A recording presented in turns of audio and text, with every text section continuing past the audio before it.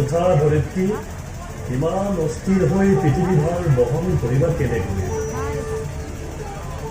প্ৰভু, অধৰ্মীৰ ওপৰত ভাৰ বহন কৰিবলৈ কিয় মোক কৰিলে চজন?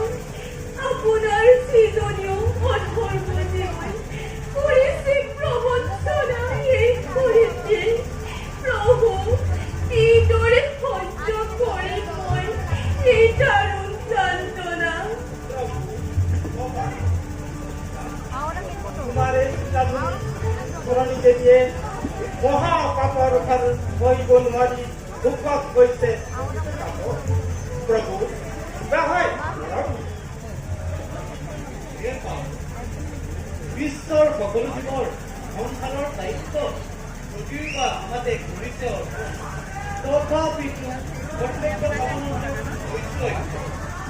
ব্ৰহ্মাৰ বদল অৰিয়ন হয় কংকয় স্বৰ্গ মধ্য দিছে কংকক দূৰ কৰিবৰ শক্তি আমাৰ নাই। হে হেতু সৃষ্টিকৰ্তা, অপাৰ্থ বাঞ্ছিত বৰ নকৰা প্ৰদান। বৰ্মা আৰু ৰুদ্ৰৰ তিল মানুহৰ বাবেই অনন্তই ত্যাগ কৰিব লগা হয় অনন্ত হয়। প্ৰভু আমাৰ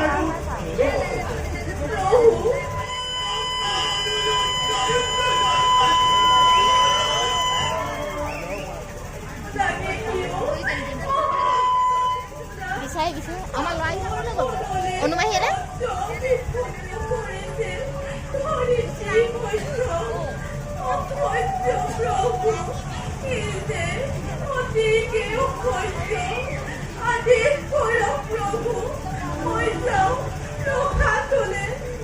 প্ৰভু বসুমতীৰ কথা বসুমতীয়ে যুগ যুগান্তৰ ধৰি এক দুৰ্ভাগ বহন কৰি সৃষ্টিৰ সকলোকে সযতনে পৰিচালনা বসুমতীৰ প্ৰতি সদয় হৈ ধৰ্ম অৰ্থ কাম আৰু বৃক্ষ এই চকুৰ বৰ্গ সাধনৰ উপায় সভাপতি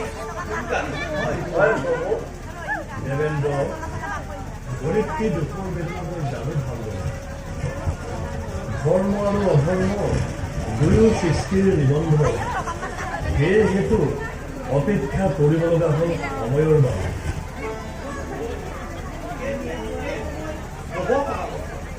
বৰ্তমান সময় হৈছে সমাগত। নেলাগে ধৰিত্ৰী যাব ৰখাতলে।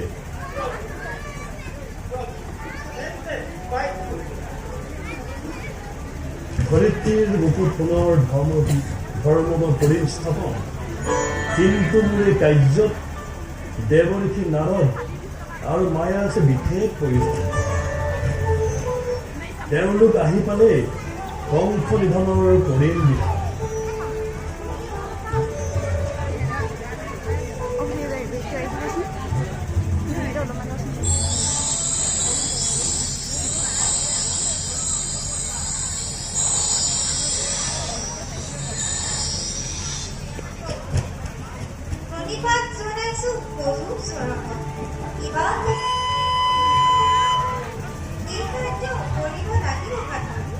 মায়া দেৱঋষি নাৰদ আহি পালে তথাপিও কৰ্তব্য তোমাৰ।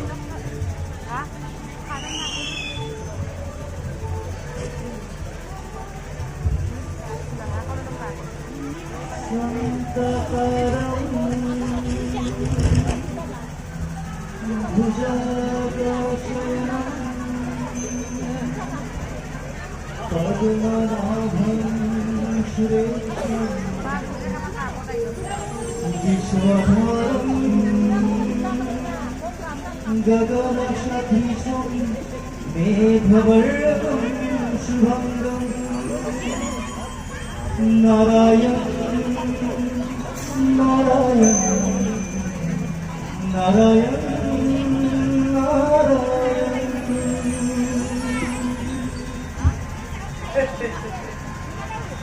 কি সুন্দৰ মনোৰম দৃশ্য, কি সুন্দৰ মোহনে মূৰ্তি ধৰি নাৰায়ণে বিশ্ৰাম কৰে অনন্ত সহ্য।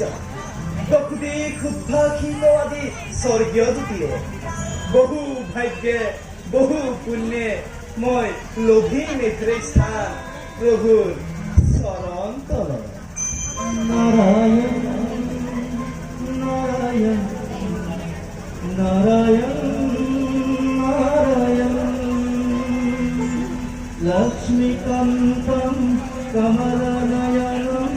लक्ष्मीकान्तं कमलनयनं योगिधन्यं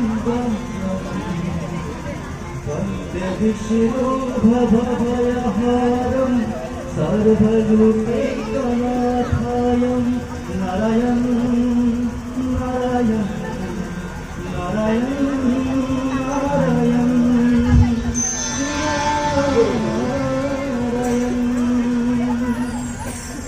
হে প্ৰভু কমলালোচন অন্তৰ্যামী তুমি নাৰায়ণ অধমৰ সেৱা কৰক প্ৰভু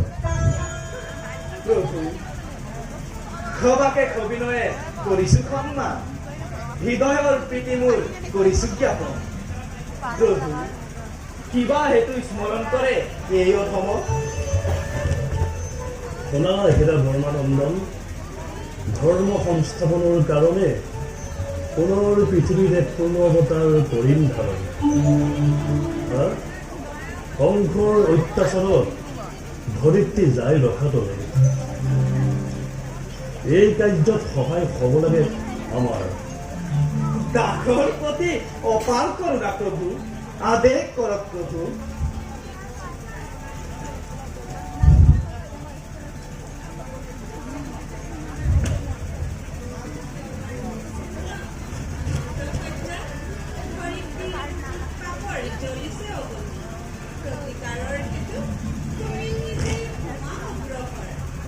শুনা লক্ষ্মী শীঘ্ৰেই পৃথিৱীত শান্তি ৰাজ্য সৱস্থাপন ভাৰ শৰণৰ হেতু জন্মলম্বই দৈৱকীৰ দৰে পুত্ৰৰূপে পাব মোৰ বসু দৈৱকীয়ে এই কাৰ্যত মায়ে গুৰুদায়িত্ব কৰিব বহন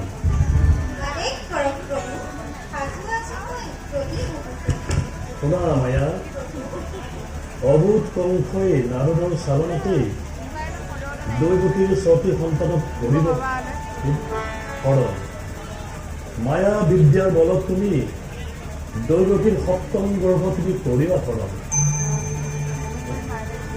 সেই গৰ্ভৰ দিবা তুমি ৰোগিনী সেই সন্তানেই বলৰাম নামে হ'ব জগত প্ৰখ্যাত অষ্টমত জন্মলম্বই অনন্ত শক্তিয়ে কৃষ্ণ নামে পৰিচিত সময় জগতত কন্যাৰূপে উপজিবা তুমি গকুলৰ নন্দৰ ধৰে যশোদাৰ গৰ্ভত পুত্ৰৰূপে পাব মোক বসু দৈৱকীয়ে পুত্ৰক সলাই যশোদাৰ কন্যাক সিটিক আনি বসুদেৱে দিব দৈৱকীক জ্ঞানহীন কংসই তোমাকে দৈৱকীৰ অষ্টম সন্তান বুলি ভাবি হত্যা কৰিবলৈ হওঁতে উদ্যত কংসৰ চিয়াই তুমি কৰিবা হৰণ আৰু অস্ত বুজা যুগমীয়া ৰূপে দিবা পৰিচয়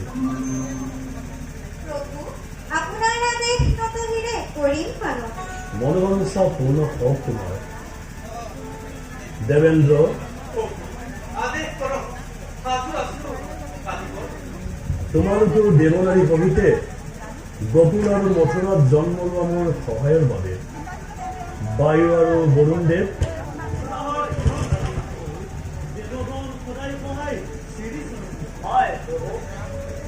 তোমালোকে পচন্দ শিলাবৃষ্টি আৰু প্ৰবল ধুমুহা বতাহেৰে পৃথিৱী কৰি তোলপাৰ মহিমা কৰিবা প্ৰকাশ সেই সুযোগতেই মোক নি বসুদেৱে গকুলৰ নন্দৰ ঘৰত হ'ব নোপোৱাই আনিব যুগমীয়া কন্যা থলাই বাসুকীয় ফনা ধৰি মোক কৰিব সহায় আৰু চিগাল ৰূপী ধৰ্মই ফেনে ফুটুকাৰে বাঢ়ি অহা যমুনাৰ নিব বাদ দেখুৱাই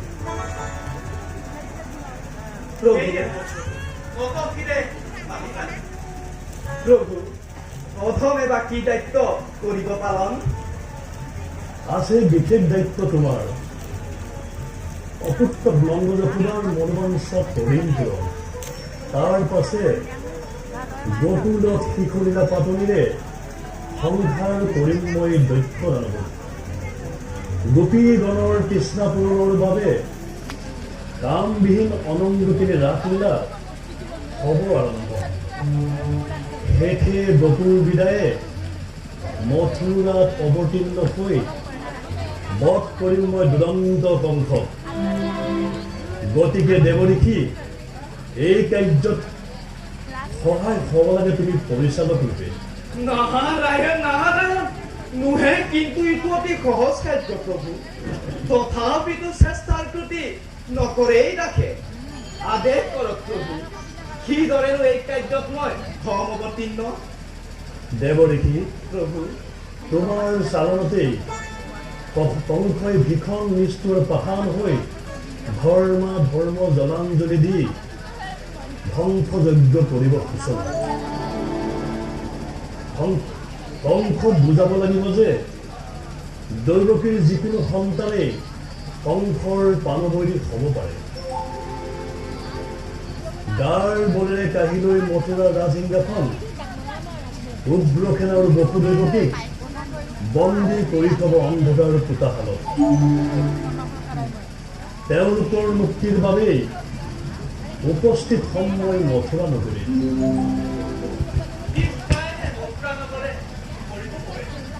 তাৰ আছে বিশেষ উপায়। নাৰদৰ বুদ্ধিমতেই কংসই ধনুযুদ্ধ আৰম্ভ কৰি নন্দ ৰজাৰ সহিতে নিমন্ত্ৰণ কৰিব আমাক। সেই চলতেই মথুৰাত উপস্থিত হৈ মাতুল কংসক কৰিম নিধন। পুনৰ উগ্ৰসেনক মথুৰাৰ ৰাজসিংহাসন কৰিম অৰ্পণ। দাসৰ প্ৰতি অপাৰ কৰোণা প্ৰভু। পৃথিৱীৰ নৰসমাজত খালব্য, আৰোগ্য, কাৰ্য, নিৰ্বাণ আৰু মুক্তি, এই পাঁচবিধ মুক্তিৰে ধৰ্মপথৰ মই কৰিম সূচনা।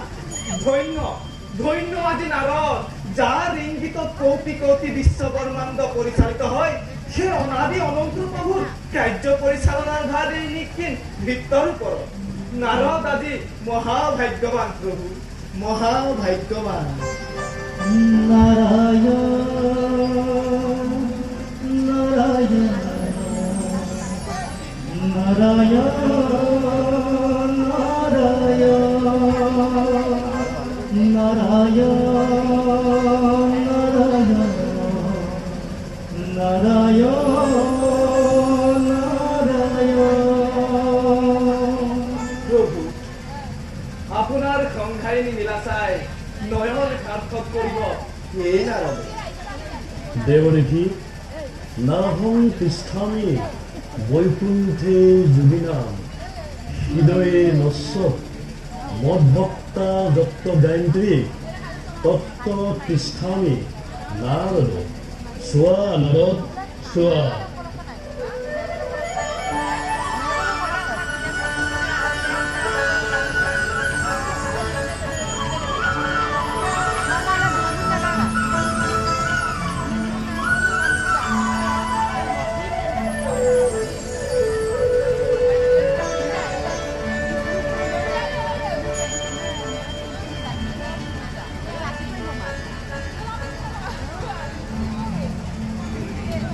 यदा यदा हि धर्मस्य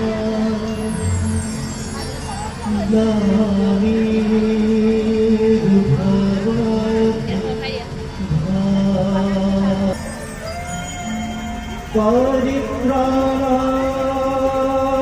परित्राणाय साधूनां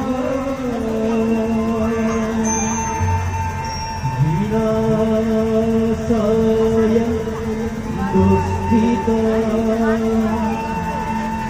धर्मसंस्थापनार्थाय सम्भवामि युगे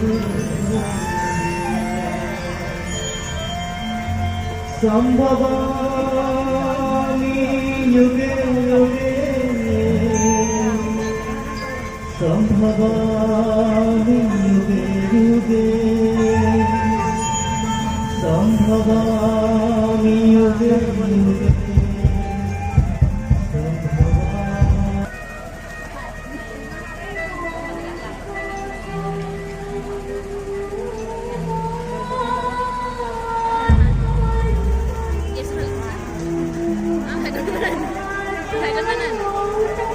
অঁ হয় ন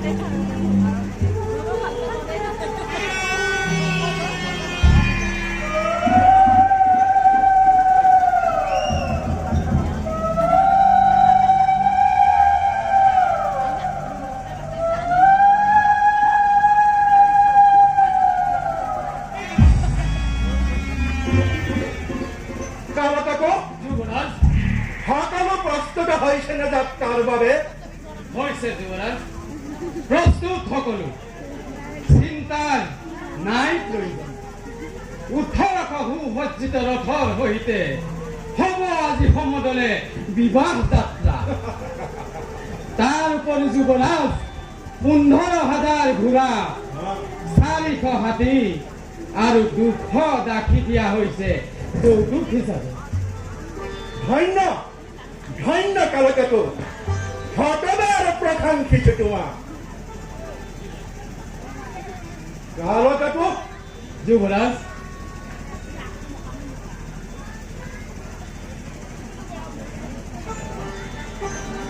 সকলো ভালদৰে প্ৰস্তুত কৰিবা হয় অতিথিসকলক ভালদৰে আপ্যায়ন কৰিবা যাতে আমাৰ ভাগ্যে শুভ বিবাহ সুকলমে অতিবাহিত হয় হয় যুৱৰাজ সকলোকে মান্য অনুসাৰে আদৰ অভ্যৰ্থনা কৰা হৈছে অতি যতনেৰে তাৰ উপৰি যুৱৰাজ আপোনাৰ পিতা মহাৰাজ উগ্ৰসেনে নিজ হাতে দান আদি কৰিছে প্ৰদান সেয়েহে প্ৰজাসকল অতিকে আনন্দিত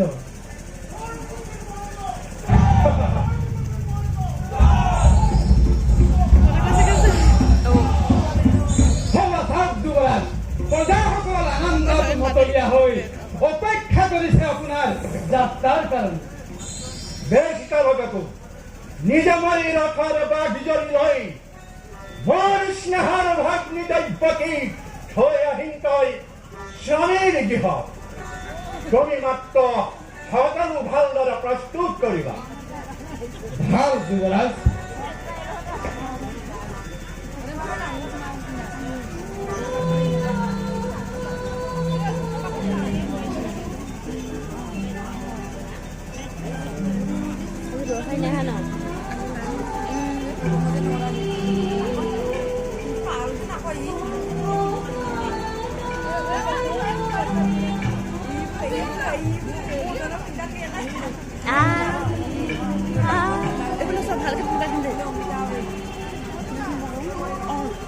ভালকে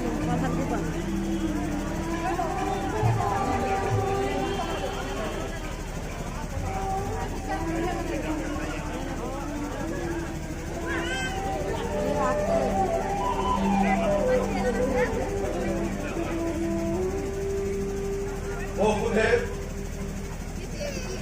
চেনেহৰ একেজনী কন্যা মোৰ আজি সমৰ্পিত তোমাৰ হাতত মথুৰাৰ ৰাজত্বাধিকা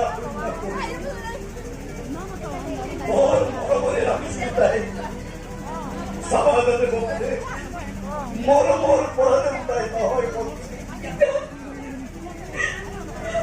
দেখান দিবি আই দেখান বিধিৰ বিধান মতে আজি মই খবৰ দিলোঁ যাই অতি বৃহৎ আনন্দৰে থাকি এই মহেন্দ্ৰ ঘৰত মোৰ জীৱনৰ দায়িত্ব দেখুৱাই আজি স্বৰ্গীয়া ভৰা কৃপাত যাই সুখেৰে থাকি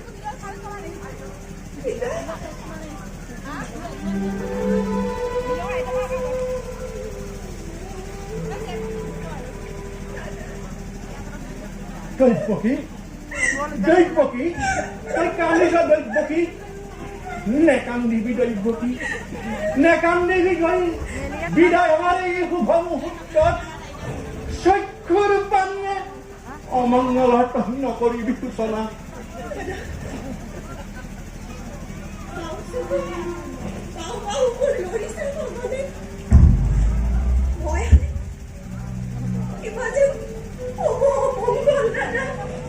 Dojpoký? এইটোৰ ভ্ৰান্ত ধাৰণা Dojpoký। বিবাহ বন্ধন হয় নিয়তিৰ নিয়ম জগতৰ মাত্ৰ এইটো নীতি নিৰন্তন সেয়েহে Dojpoký বিদায়ৰ এই শুভ মুহূৰ্তত দুখ কৰা নহয় এইটো জ্ঞানীৰ লক্ষণ। Dojpoký বিদায়ৰ এই শুভ মুহূৰ্তত মোৰ জীৱনৰ একোৱেই নাই আছে মাত্ৰ মোৰ আশীৰ্বাদ কেৱল স্নেহৰ ভগ্নী Dojpoký তাকেই তই অকাতৰে কৰিবি গ্ৰহণ।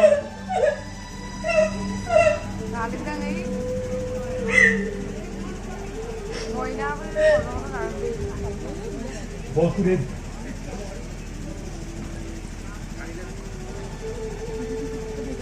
ঝাৰু বংশৰ শিৰোমণি তুমি জ্ঞানী গুণী যাদৱ নন্দন তোমাৰ নিচিনা সত্যবাদী নাই এই পৃথিৱীত। তোমাৰ হেন ভগ্নীপতি পাই সঁচাকৈ আনন্দিত মই সঁচাকৈ আনন্দিত আজি মথুৰাৰ প্ৰজাগণ। বসুদেৱ স্নেহৰ ভণ্টি এই Dojpokýৰ বিদায়ৰ মুহূৰ্তত আছে মাত্ৰ মোৰ এটি অনুৰোধ কোৱা বসুদেৱ পৰিবাৰে পালন অমৃতকৰ প্ৰাণন্তেও পাৰিবাৰে। বসুদেৱ Dojpokýৰ ভনীটি মোৰ নিচেই আজনী নেজানে তাই সংসাৰৰ একোকে নিয়ম কোনোদিনে দোষ দিয়া নাই মই তাই অন্তৰত।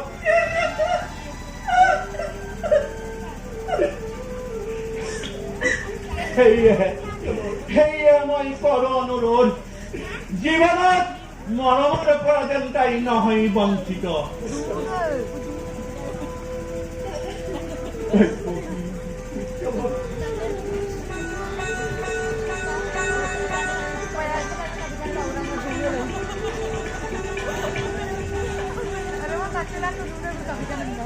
বলা বসুদেৱ যাওঁ আমি তোমাৰ গৃহে ভগ্নীক থৈ আহিম তোমাৰ গৃহত।